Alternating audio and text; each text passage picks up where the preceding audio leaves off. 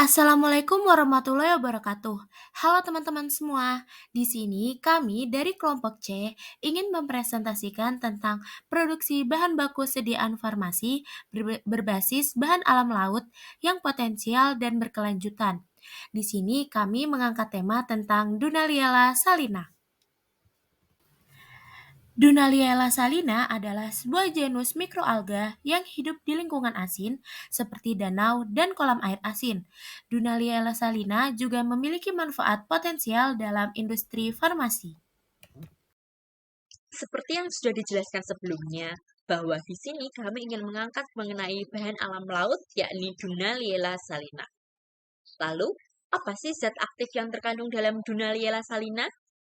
Zat aktif yang terkandung dalam Dunaliella salina diantaranya ada senyawa turunan indol, asam palmitat, alfa-linoleat, dan asam oleat.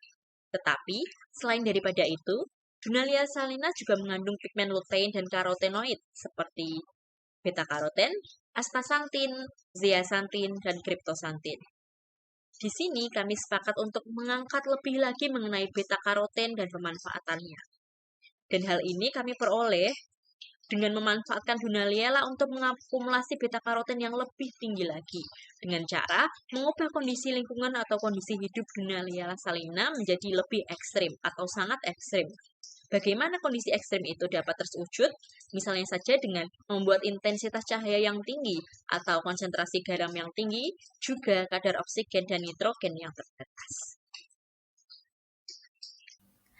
Selanjutnya ada aktivitas yang diharapkan dari beta-karoten pada Dunaliella. Beta-karoten merupakan pigmen terpenoid yang permintaan pasarnya terus mengalami kenaikan dan dapat digunakan untuk berbagai macam produk seperti pewarna makanan, sebagai provitamin A dalam makanan, sebagai pakan ternak, sebagai bahan tambahan kosmetik, dan sebagai multivitamin. Berikut adalah penjelasan tentang beta-karoten sebagai antioksidan. Beta-karoten adalah antioksidan yang melindungi sel-sel tubuh dari kerusakan oksidatif yang disebabkan oleh radikal bebas. Selanjutnya ada beta-karoten sebagai sumber nutrisi. Beta-karoten adalah prekursor vitamin A. Tubuh manusia mengubah beta-karoten menjadi vitamin A yang penting untuk kesehatan mata, sistem kekebalan tubuh, dan pertumbuhan sel. Sebenarnya, budidaya Dunaliella salina sudah dilakukan di Indonesia, namun hanya dalam skala kecil dan skala laboratorium. Kebanyakan hanya dimanfaatkan sebagai pakan ikan dan beberapa digunakan untuk penelitian. Seperti pada tahun 2018, di mana Dunaliella salina dikultur di Balai Besar Perikanan Budidaya Air Payau Jepara dalam skala laboratorium dan skala intermediate yang dimanfaatkan sebagai pakan pada copepoda, larva moluska, udang, teripang, dan beberapa jenis zooplankton. Dunaliella merupakan mikroalga yang dapat hidup di lingkungan air garam, dan Indonesia tentu memiliki beberapa wilayah dengan kondisi yang cocok untuk pertumbuhannya. Sebagai contoh, beberapa tambak garam di Indonesia dapat menjadi tempat di mana Dunaliella dapat berkembang. Dan yang menarik dari Dunaliella adalah harga sebuk ekstrak Dunaliella salina pada saat ini berada pada kisaran 88 sampai 189 US dollar per kilogram. Selanjutnya, kebutuhan yang dapat dipenuhi oleh Dunaliella. Seperti yang sudah dijelaskan sebelumnya, meskipun Dunaliella ini kelimpahannya di Indonesia sudah cukup tinggi serta sudah ada beberapa yang membudidayakannya dalam skala kecil dan laboratorium, tetapi kebanyakan hanya dijadikan sebagai pakan ikan dan beberapa digunakan untuk penelitian. Padahal, potensi dari Dunaliella ini cukup tinggi dalam berbagai aspek, karena diketahui banyak negara yang sering mengimpor serbuk beta-karoten dari Dunaliella salina ini. Selain itu, serbuk Dunaliella ini bermanfaat dalam berbagai bidang dengan berbagai jenis pemanfaatan sehingga sangat menguntungkan bagi negara.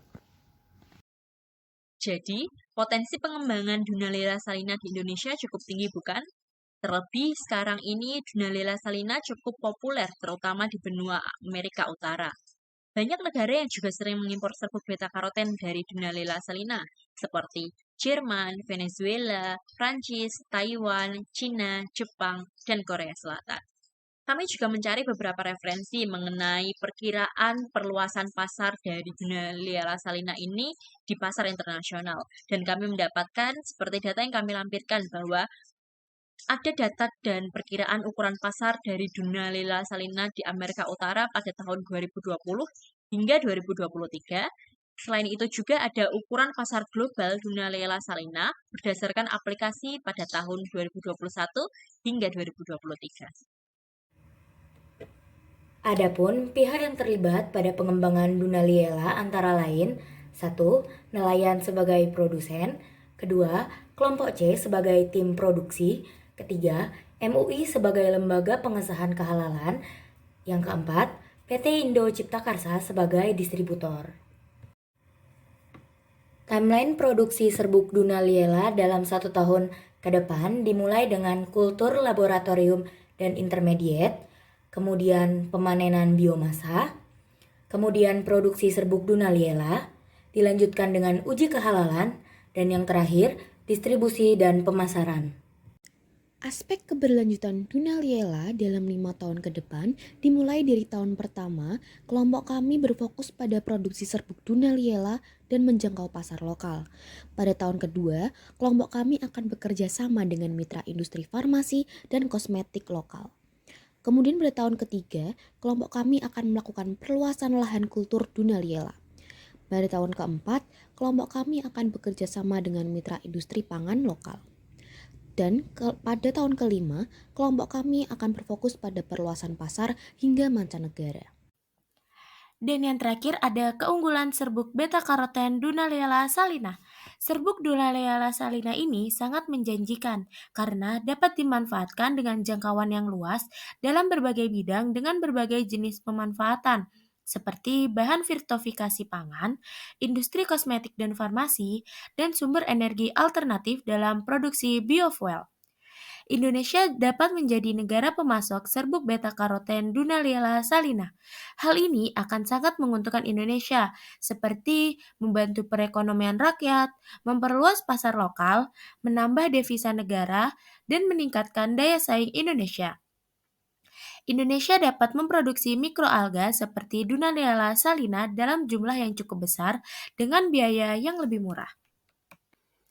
Sekian dari presentasi kelompok kami, mohon maaf apabila ada kesalahan, dan semoga materi yang sudah kami bawakan dapat menambah wawasan teman-teman semua. Terima kasih, dan wassalamualaikum warahmatullahi wabarakatuh.